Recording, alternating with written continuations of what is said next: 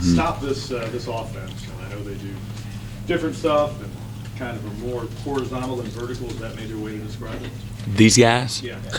Well, I mean, I think that they try to get you vertical, starting with their fullback, and but they get you running horizontally, and then that's where whether it's the quarterback taking it up the middle or the fullback. So they really stress you because they can do both, really well. And again, it just forces you to play with, 11 guys to play with incredible discipline every single snap, and even then, it just neutralizes your ability physically, speed, all of it, just schematically. So the scouting report obviously stays the same with them, from year to year, what they do and why they make it tough, and it's different than what you see and all those kinds of things. So hopefully the extra time and preparation gets us better fundamentally, and because it still comes down to being physical and executing and staying on your feet and putting your eyes where they belong and just playing, again, responsibility football. Last year, after this game, you said, "Thank goodness that's over." Yeah. Is that how tough these guys? I mean, is this a harder week for you? Just yeah, what they do? Yeah, no doubt. And I think anybody that plays them will say that. It's one thing if you had 3 weeks or a month to get ready for them for a bowl game, but when you got a short window, and again, it's not what you see, it's not what you necessarily teach from week to week. Some things are the same fundamentally, but they do it very, very well in a very precise way, and so you have to match that precision. Does it help having a few extra days at least? Not Yeah. a full open week, but a few extra days to prepare for them? Yeah, it helps just get more familiarity, and and again, force angles to the ball, and again, more cut block work and crack work and play action work and all of that. So it certainly, if somebody asked me, would you rather have a bye week or not, I would say absolutely. So this won't be a game with a whole bunch of dropbacks, which means Vic Beasley and chasing down quarterbacks is going to be neutralized. How does his mindset have to change against that type of scheme? Well, again, that's another thing, is that, again, what we're talking about just in regards to the discipline that it takes to squeeze, close your feet, use your hands. Again, just do your job. And again, so it's whether it's Vic or it's Corey or it's, Stefan, or, it doesn't matter, or it's the wide corner that's, got to stay on top of one. And, there's a lot of, even their throwing game, it's high stress, and that's why they have success when they do throw it. Even in the obvious situations, man, you've seen it. You saw it. Just think back to a year ago watching the game on TV against Virginia Tech. When they had to late in the game, in a tight game, they went right down the field throwing the ball. How do they do it? Well, because to be in good option defenses, the coverage is high stress. So a lot of one-on-one opportunities. So they're better because the quarterback is more accurate and throws the ball, in better spots. And I think they're more mature receiver this year. Just gained another year of experience. So, anyway, to answer your question, yeah, it just forces them to play in a completely different mode, and every down is a rundown for 4 quarters, and that's kind of the mindset that you have to have. With this type of offense, been around forever, it's kind of simple. You can be in a program where you have top 10 recruiting classes every year, but if you face a team like Tech and Paul Johnson, they know what they're doing. They're going to give you problems. Why are they so difficult to? Is it just because you just never see it? Because it's always about angles. They've got leverage on you, and they got angles on you, and they're really good at getting in your feet, tying even if they don't get you on the ground. They tie you up just long enough, and then again get outside of you. And again, it's very hard to force 11 guys on defense to play with great discipline every snap. So, they just wear you out doing the same thing over and over and over, and then guys get bored with it, and then that's when you get, you have a lot of issues. So. Do Beasley and Crawford almost play a lot of snaps this week standing up almost, and is their philosophy to kind of work the outside shoulder of the tackle to read the quarterback? I mean, how does that all work for them when you face an option quarterback coming down the line? We're going to do what they're comfortable with as much as anything too. So, what gives us the best chance to play physical and play assignment sound football. Dive, quarterback, pitch.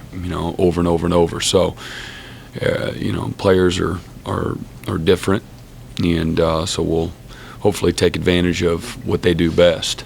Do you kind of, vary to the old wide tackle 6 for this game, the old 4-4, just, some old defenses to counteract what they do offensively? Well, I think you have to have some subtle change-ups, and they're going to, in their mind and in their world in which they live in, they're always going to have answers for what you're doing. So there's a little bit of cat and mouse, but again, it's not really earth-shattering. If you're whooping people up front, you're tackling soundly, you're staying on top of routes, you're not turning guys loose, you leverage the football, you win the game. So there's some simplicity in it, and they're a lot more intricate than what you might think. They're not running the same dive scheme the fullback's getting it, looks like they're piping it and keeping it tight. They change the schemes and what they're doing to have some complexity within some of the simple plays that it looks like they're running. So and again, you have to be a little bit. I think the first thing they would like for you to see is you to do 3, 4, 5 crazy things, a bunch of radically different things. That's what they'd love to see you do, and so you have to wear them out with precision and discipline. Did you deal with this much in the triple option much when you were in the Midwest? Played it. Played it. So again, Air Force a few times. Rice when Ken Hatfield was there. Indiana State. And of course grew up on the old Big 8, as a player and as a young coach, just option football 101. So whether it's the G option, the midline, the veer, the base, the counter option, the trap option, everybody's been running it for a lot of people have been running it for a long time. So Coach Johnson has just been one that's been patient and stuck with it. It's been very successful for him. And again, I'm sorry. You're good. You have a playbook in your office that you just kind of dust off once a year. This is option, Paul Johnson, whatever. You keep your notes and your files, obviously. When you're watching the film of these guys, their offense, you're seeing their opponents, you must see the kitchen sink of defenses from what other teams have tried to do to stop them. Yeah, you see 4-3 and then the 3-4. That's probably the most radically different thing that you see. You're not going to reinvent the wheel and have this aha moment, I don't think. At least it hasn't taken place. Is it single safety? Is it split safety? Is it 3-4? Is it 4-3? And that's kind of what they're looking for, and that's all that probably is real radical as you'll see. And if you get too crazy, other than that, my experience has been it doesn't work very well. To what extent do you feel better about, maybe with depth or experience, that defensive tackle disrupting that fullback action that's so central at the point of attack? Yeah, I think that we're better. We're just we're more experienced, and I think we're better than what we were going into this game a year ago, and we'll see if we can play better. We need to play better than we played obviously a year ago, and we didn't leverage the ball very well. We lost assignment, a consistency with our assignments, and they came out with a new formation and took us a few series to get it adjusted, and that's what they're good at, and I'm sure this will happen this week. So whether it's a new play or a new blocking scheme or a new formation, there's going to be something new, and the faster we adjust to it, the better off we'll be. But I do feel better going into this year. I just think that whole front seven is just another year more mature, but I felt really good. One of the guys that I felt really good about last year, the first few drives, he did not play very well, and consequently they got outside of us a number of times in a call. When you get this call, you don't close, you don't squeeze, and And we did, and we lost our footing, and the ball got outside of us, and that was shocking based on who the guy was. And but so sometimes it doesn't matter what you scheme and what you feel good about. It matters you still got to go out and play, and you got to execute. Outside of scheme, and game planning, the one thing I would think you can't quantify also is Coach Johnson and his mentality that any place on the field is 4-down territory. Mm-hmm. How difficult is that to try to anticipate and to factor into whatever you're doing? Well, it's not difficult because that's just been your mindset. Like I said, every down, that's the number one thing on the scouting report is every down is a rundown. And so when you have that on 3rd and 9, you're in that mentality, then you know that 4th down is going to be, they're going for it. So they did that I think it was the first drive last year, on their own end of the field, his first 1 or 2 drives, 4th and 1, 4th and 2, and 35, 40-yard line, they go for it. So, and we stopped them. Mm-hmm. And this game will be no different. So I don't, it's good for them when it works, and it can be hard to overcome when it doesn't work for them. How rare has that been in your experience in facing a guy who Yeah, does that? Mike Leach is going to do it. That's who he was. He don't care where it is, what's the 4th down and distance, and what it does to the defense. Some guys are just like that. I haven't seen it a whole lot. So that doesn't. I don't think over time. Again, depends on. I don't think they're not necessary. Depends on where the field is. Where it's at. So I don't know. To each his own. I think last year you were in a tight game, 4th quarter, and Spencer Shuey gets a safety. It seemed like that really turned momentum. Did you feel like that was kind of a turning point for your defense as well? Maybe a point where you guys started to kind of get your system and get after a slow start? Well, there was a bunch of good plays within that game, whether it's the block field goal or a few 4th down stops or that safety. So. And then I think it was a good win for us as a team. We really complemented each other well, particularly in that 4th quarter where we, opened up a tight game. So probably getting him more involved was a turning point, as much as anything.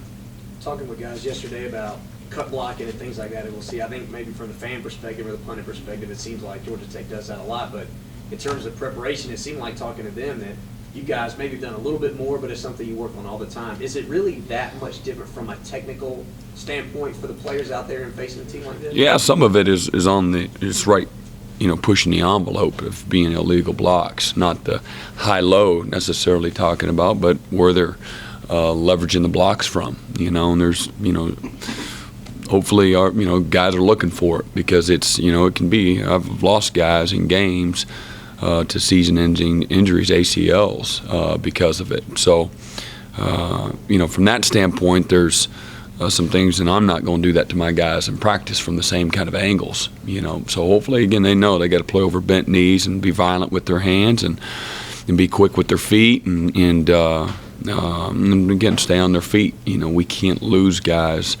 To getting cut and put on the ground. If we're on the ground, we're not going to stop these guys. So we got to stay on our feet and have any chance whatsoever across the board.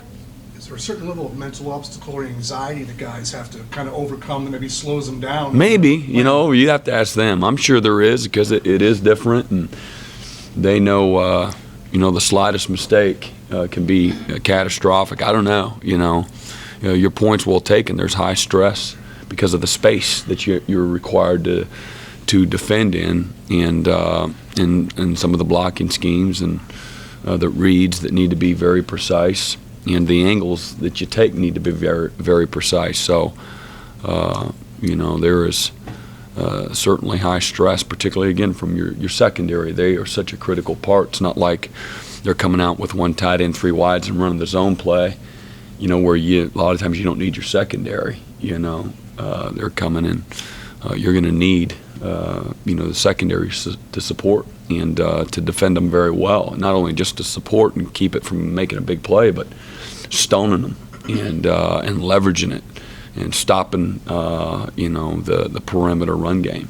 So, That's why it's so. Again, and a lot of it's not just triggering and getting there, but you also have to leverage it and stay on your feet. And we lost leverage, forget how many times last year. I mean, you run out of fingers and toes how many times we lost leverage last year. So we got to do that a lot better. All set. All right. Same scout report next year. Change the date. How about next week?